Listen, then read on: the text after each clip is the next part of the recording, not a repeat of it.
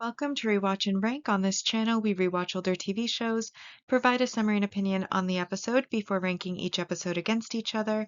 Today's episode is Merlin Season 4, Episode 4, His Father's Son. Episode in a nutshell is just a brief reminder of what happens in the episode. So in this episode, we begin with Merlin running away from an army or a small contingent of an army, leading them into a trap where Arthur and the other knights are lying in wait, and they manage to capture the enemy and discover that one of the enemy is actually the King of Carleon, who has invaded Camelot, and so Arthur gives him an opportunity to sign a treaty on Agravain's advice, but when he refuses, then also on Agravain's advice, he decides to kill him, which of course then his body is sent back to his queen, Annis of Carleon, who basically decides that this is a grave insult, that they didn't have the right to murder him, and that, Arthur has given them grave insult, and so she sends her army to Camelot. While they are there, Morgana comes and basically says that she will help with the war effort because Camelot should belong to her.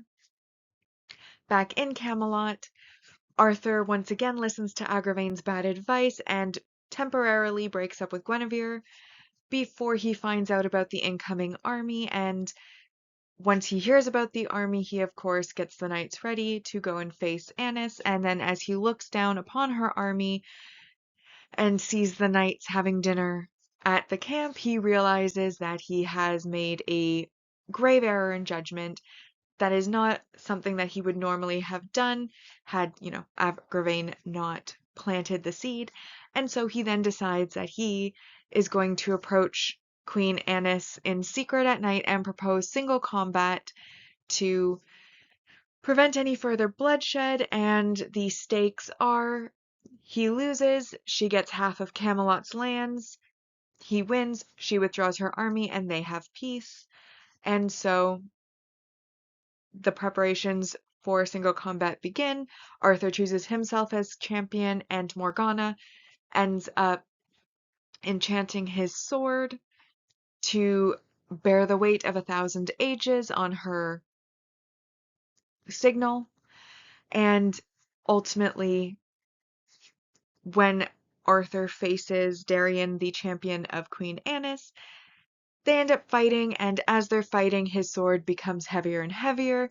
However, luckily Merlin is watching, and he manages to have Darian drop his sword, which allows Arthur to basically hamstring him, cutting him at the back of the legs, and this brings down the champion, and he chooses to spare the champion's life, which when Annis asks why he spared the champion's life, he says it's because it wasn't victory he sought, but peace. And then, of course, Annis tells Morgana that she's bitter and that she had, in her grief, let Morgana infect her with her bitterness and that she was wrong about that, and Morgana is more like Uther than she thinks, before she then does withdraw her army. And then back in Camelot, Arthur gets his heroes welcome, and then at the end of the episode gives flowers to Gwen to make up with her. And that is our episode in a nutshell. So now that we've been reminded about what happened in the episode, we'll now rank the episode. As always, we'll be ranking on a mostly objective ranking list, followed by the personal ranking list. So our mostly objective ranking list, we have 1 point each to King Carleon and Darian, 2 points for Queen Annis, as she is a multi-episode supporting character, bringing us up to 4 so far.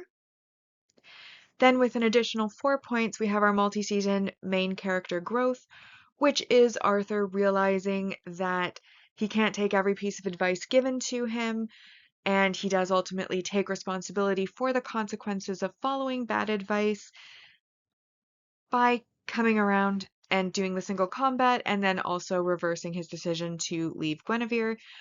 That brings us to 8 points total. And then we come to the negatives. First negative is character regression.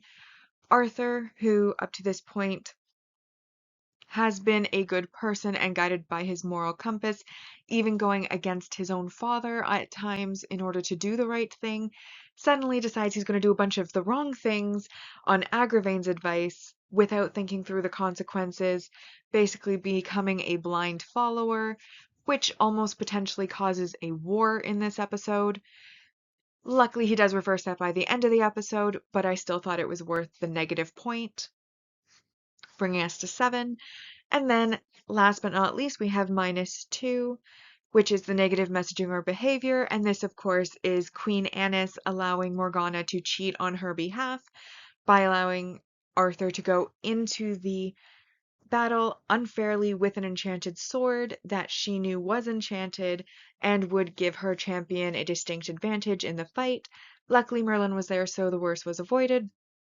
But I do think that that was still a negative messaging or behavior, like cheating, always wrong, always bad. So with that, it leaves this episode at a 5 out of 10 episode.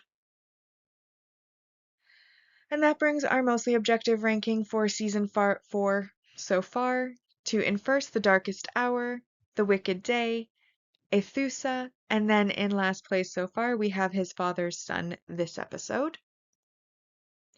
For my personal ranking, I honestly hate to say it, but I found it a bit boring. I think, it started fun with Merlin running around in armor, which we don't usually see, and, being the bait and the trap. But then, of course, Arthur has his regression moments where he's just listening to Agravain's poor advice over and over.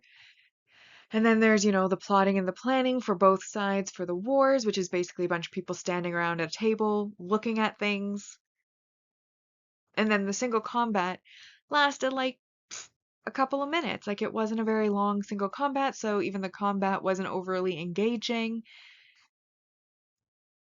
And then, there was the Gwen stuff, which I obviously am never a fan of. So for me, I didn't feel like the episode did much. It had a couple of moments, but other than those couple of moments, it wasn't that great. I did think that the sword catching on fire when Morgana did her magic was cool.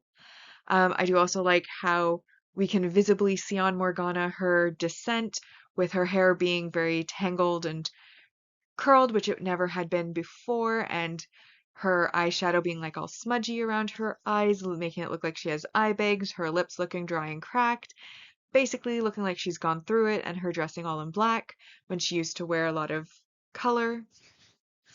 So I do like Morgana's character transformation and how that is being shown visually to the audience. And Queen Annis also is a very likable character, and I do like that even she is able to admit that she was wrong about Arthur and her interpretation of Arthur, and ultimately does agree to peace and turn down Morgana, who offers to help her continue the fight.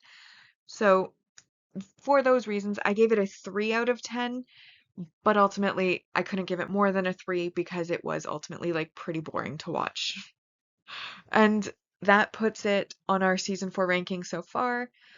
On the personal ranking, first was The Darkest Hour, The Wicked Day, Aethusa, and then this episode is in last place with His Father's Son. Which brings us now to the series ranking so far. And our mostly objective ranking has Season 2 in first place with 70.83%, Season 3 in second with 70%, Season 1 so far is in third place at 69.23%, and Season 4 so far has a score of 34 out of a possible 110. Meanwhile, on the personal ranking side, Season 3 is in first place with 72.73%, Season 2 in second with 70.83%, and Season 1 is currently in third with 66.92%. Season 4 so far has a score of 31 out of a possible 110. And with that, we have now rewatched and ranked Merlin Season 4, Episode 4, His Father's Son. Like and subscribe if you'd like to, and I'll see you in the next episode.